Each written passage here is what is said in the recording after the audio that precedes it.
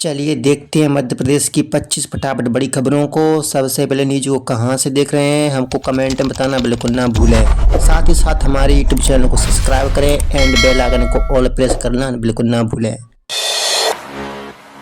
मोहन यादव का Vrindavan gram model हर विधानसभा में मिलेगा, सरकारी योजनाओं का पूरा लाभ। मुख्यमंत्री डॉक्टर मोहन यादव की मंशा के अनुरूप मध्य प्रदेश में ग्रामीण विकास के लिए वृंदावन ग्राम योजना की शुरुआत की जा रही है। इस योजना के तहत हर विधानसभा क्षेत्र में एक ऐसा आदर्श गांव विकसित किया जाएगा जहां निवास करने वाले लोगों को सरकार की सभी कल्याणकारी योजनाओं को पूरा लाभ मिलेगा। इस पहल का उद्देश्य ग्रामीण विकास को गति देना और लोगों को मुख्य धारा से जोड़ना है। मध्य प्रदेश में जल्द खत्म हो सकता है तबादला प्रतिबंध, ऑनलाइन ट्रांसफर नीति को मंजूरी की तैयारी।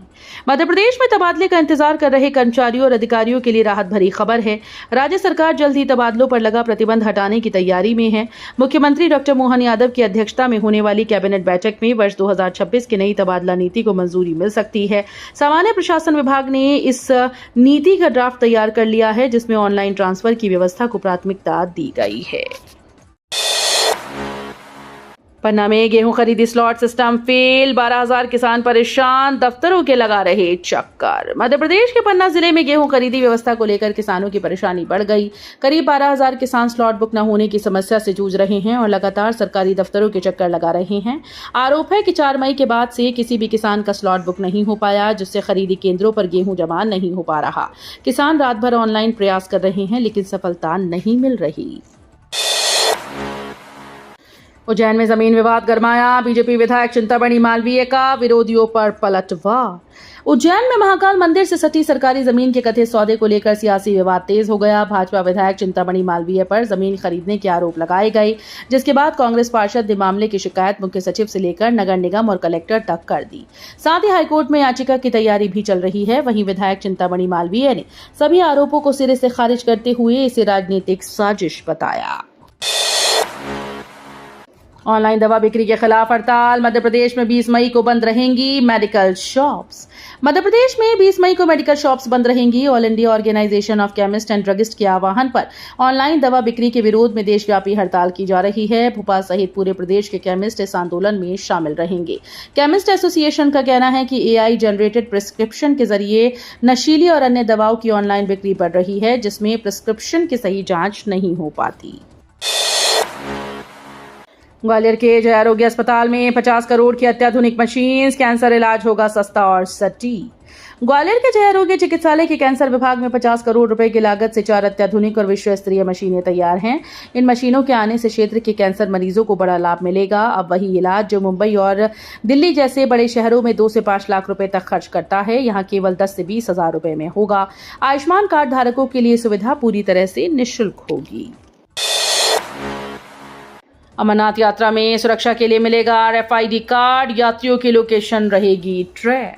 अमरनाथ यात्रा को लेकर श्रद्धालुओं की तैयारियां शुरू हो गई। इस बार सुरक्षा व्यवस्था को और मजबूत किया जा रहा है। तीर्थ यात्रियों को RFID यानी रेडियो फ्रीक्वेंसी आइडेंटिटी कार्ड जारी किए जाएंगे, जो यात्रा शुरू होने से पहले मिलेंगे। इन कार्ड्स की मदद से यात्रियों की लोकेशन लगातार ट्रैक और मॉनिटर होगी, जिससे यात्रा को अधिक सुरक्षित बनाया जा सके। अमरनाथ श्राइन बोर्ड के द्वारा ये व्यवस्था लागू की जा रही है। श्रद्धा और आस्था से जुड़ी ये यात्रा इस बार और अधिक सुरक्षित मानी जा रही है।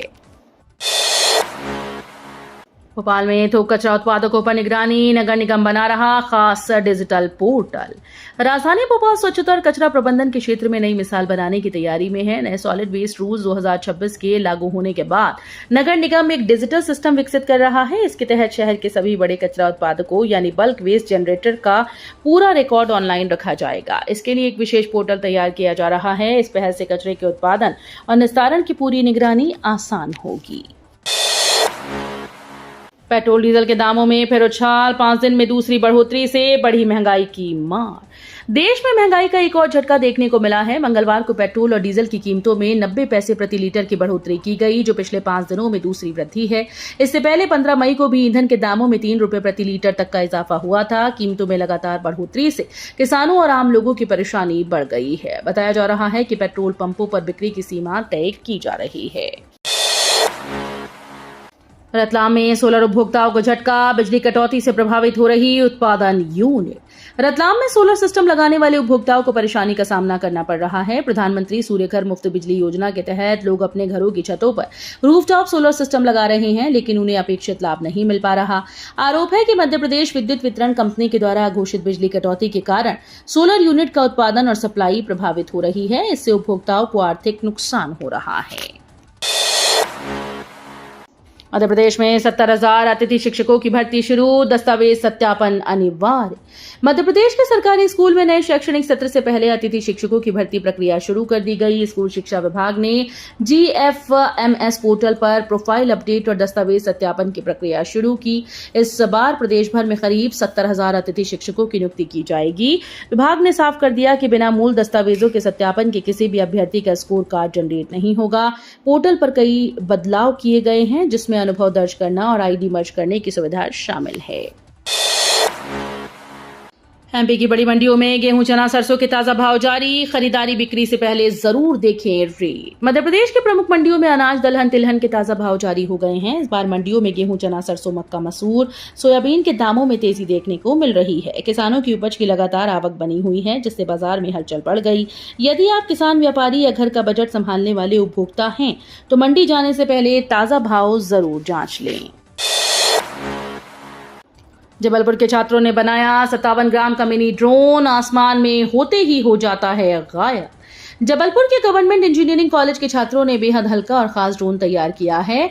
इस ड्रोन का वजन सिर्फ 57 ग्राम है और ये इतनी तेजी से ऊंचाई पकड़ता है कि आसमान में नजर ही नहीं आता। खास बात यह है कि इसे कंट्रोलर से नहीं बल्कि मोबाइल फोन से ऑपरेट किया जाता है। छात्रों का दावा है कि ये ड्रोन सुरक्षा एजेंसीज और सीक्रेट मिशंस में काफी उपयोगी साबित हो सकता है। आधुनिक तकनीक से लैस ये ड्रोन भारत में स्वदेशी इनोवेशन की नई मिसाल बनकर उभरा है। मैनेट में तैयार हो रहे स्मार्ट रोबोट खतरनाक मिशन में इंसानों की जगह करेंगे काम। भोपाल का Maulana Azad national institute of technology यानी मैनेट अब रोबोटिक तकनीक का बड़ा केंद्र बनता जा रहा है।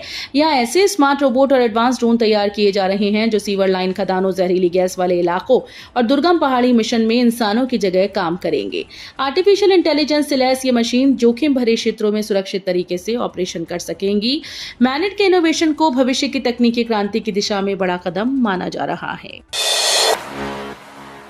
30 साल पुरानी पाइपलाइन से बुझ रही शहर की प्यास, जगह जगह लीकेज से बड़ी परेशानी।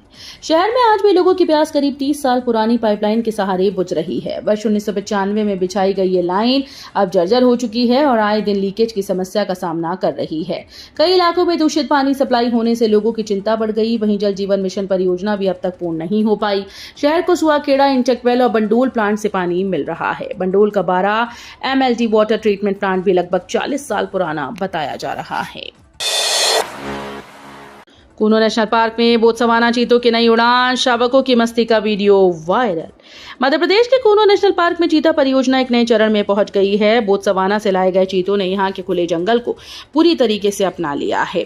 हाल ही में KGP 12 के 4 शावकों की मौत के बाद प्रबंधन ने 5 मादा चीतों को 11 और 15 मई को खुले जंगल में छोड़ा था। अब ये चीते प्राकृतिक माहौल में स्वतंत्र रूप से विचरण कर रही हैं। शावकों की मस्ती का एक वीडियो सोशल मीडिया पर वायरल हो गया। त्रिशा शर्मा मामले में न्याय की मांग तेज, पूर्व सैनिक शौर्य स्मारक से करेंगे पैदल मार्च।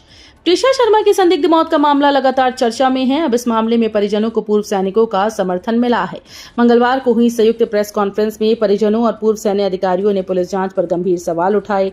वहीं वर्दी वेलफेयर सोसाइटी ने न्याय की मांग को लेकर बड़ा पैदल मार्च निकालने का ऐलान किया। ये मार्च शौर्य स्मारक से शुरू होगा, जहां शहीदों को श्रद्धांजलि दी जाएगी। 14 साल बाद उज्जैन में सब जूनियर बास्केटबॉल चैंपियनशिप, 22 टीम और 300 खिलाड़ी दिखाएंगे दम। धार्मिक नगरी उज्जैन एक बार फिर से खेलों की ऊर्जा से गूंजने जा रही है। 14 साल बाद यहां मध्य प्रदेश सब जूनियर बास्केटबॉल चैंपियनशिप की बालिका वर्ग का आयोजन 23 से 26 मई तक किया जाएगा। इस प्रतियोगिता में प्रदेश की 22 टीम और करीब 300 खिलाड़ी हिस्सा लेकर अपनी प्रतिभा का प्रदर्शन करेंगे। आयोजन को लेकर तैयारियां तेज हैं। खेल मैदान से लेकर खिलाड़ियों के ठहरने, भोजन और सुरक्षा तक सभी व्यवस्थाओं पर विशेष ध्यान दिया जा रहा है। 26 साल पुराने मृतक के नाम बिजली बिल, पोते की दुकान का 2 बार कटा कनेक्शन।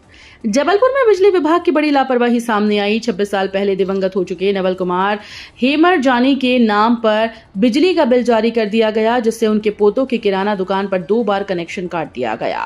दिलीप और दीपक कुमार का आरोप है कि विभाग ने बिना किसी स्पष्ट जानकारी और पुराने रिकॉर्ड सुधार के ये कार्रवाई की। बिल में ना तो जारी करने की तारीख है और ना ही स्पष्ट विवरण है। मध्य प्रदेश में तेजी से घट रहे हरे भरे जंगल, विकास के नाम पर पेड़ों की कटाई पर चिंता। मध्य प्रदेश में विकास परियोजनाओं के नाम पर बड़े पैमाने पर पेड़ों की कटाई को लेकर चिंता बढ़ रही है। पश्चिमी मध्य प्रदेश सहित कई इलाकों में जंगलों का दायरा लगातार सिकुड़ता जा रहा है, जिससे पर्यावरणीय संतुलन पर असर पड़ने की आशंका जताई जा रही है। विशेषज्ञों का कहना है कि बढ़ते तापमान और जलवायु परिवर्तन के बीच हरियाली का कम होना स्थिति को और भी गंभीर बना सकता है। सरकार की ओर से पेड़ों के प्रतिरोपण और वृक्षारोपण के दावे किए जाते हैं, लेकिन जमीनी स्तर पर असर को लेकर सवाल उठ रहे हैं। मालवा में उग्रहा गुजरात का केसराम, रतलाम के किसानों को मिल रही एडवांस बुकिंग।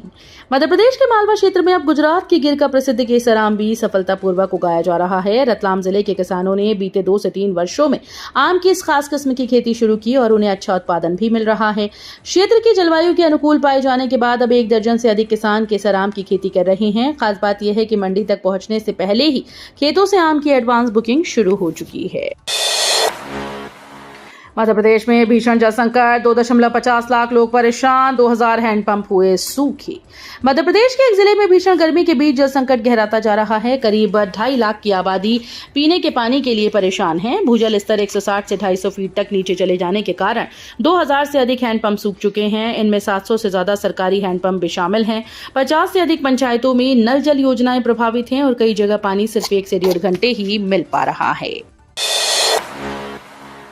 बानमोर पीएम आवास कॉलोनी में मूलभूत सुविधाओं का संकट, पानी बिजली के लिए जूझ रहे रहवासी। मध्य प्रदेश के बानमोर गांव की पीएम आवास कॉलोनी में रहवासियों को गंभीर समस्याओं का सामना करना पड़ रहा है। यहां 3 साल पहले बने 300 से अधिक प्रधानमंत्री आवासों में मूलभूत सुविधाएं विकसित नहीं हो सकी। लोगों को पेयजल के लिए टैंकर पर निर्भर रहना पड़ रहा है और 7 दिन में 1 बार पानी मिल रहा है। बिजली व्यवस्था भी बदहाल है, जहां लोग निजी खर्च पर अस्थायी कनेक्शन से काम चला रहे हैं, लेकिन कनेक्शन बार बार काट दिया जाता है। एमबी के कॉलेज में साइंस छोड़कर आर्ट्स की ओर झुकाव, इंटरव्यू से तय हो रहा विषय बदलाव। मध्य प्रदेश के गुना स्थित प्रधानमंत्री कॉलेज ऑफ एक्सीलेंस में 12वीं के बाद विषय बदलने वाले छात्रों का ट्रेंड तेजी से बढ़ रहा है। करीब 80 छात्रों ने फिजिक्स, केमिस्ट्री जैसे साइंस विषय छोड़कर पॉलिटिकल साइंस और अन्य 8 सब्जेक्ट चुने हैं। इन छात्रों का कहना है कि यूपीएससी, एमपीपीएससी और एसएससी जैसी प्रतियोगी परीक्षाओं में जनरल स्टडीज के लिए आर्ट्स विषय ज्यादा उपयोगी हैं और इसमें स्कोरिंग प्रेशर भी कम होता है। कॉलेज में इसके लिए स्पेशल इंटरव्यू आयोजित किए गए, जिसमें उनकी योग्यता और कारणों की जांच की गई। जबलपुर क्रूज हादसे के कारण 16 दिनों से नाव का संचालन बंद, भेड़ाघाट में नौकायन शुरू। बरगी क्रूज हादसे के बाद नर्मदा पार बसे गांव की दूरी भी बढ़ गई है। गौरीघाट के उस पार बसे मंगेली, सनत पेपरिया, बढ़ैया खेड़ा सहित अन्य गांव के लोग नाव के माध्यम से नर्मदा पार कर आसानी से 2 पहिया वाहन लेकर इस पार से उस पार आया जाया करते थे। बड़ी संख्या में ग्रामीण गांव से शहर आकर काम करते थे, कुछ व्यापार करते थे। परंतु बरगी क्रूज हादसे के बाद नगर निगम ने बिना सुरक्षा प्रबंध के नाव के संचालन पर रोक लगा दी है। वीडियो अच्छी लगी तो वीडियो करिए लाइक एंड चैनल को सब्सक्राइब कर बेल आइकन को और प्रेस कर लीजिएगा।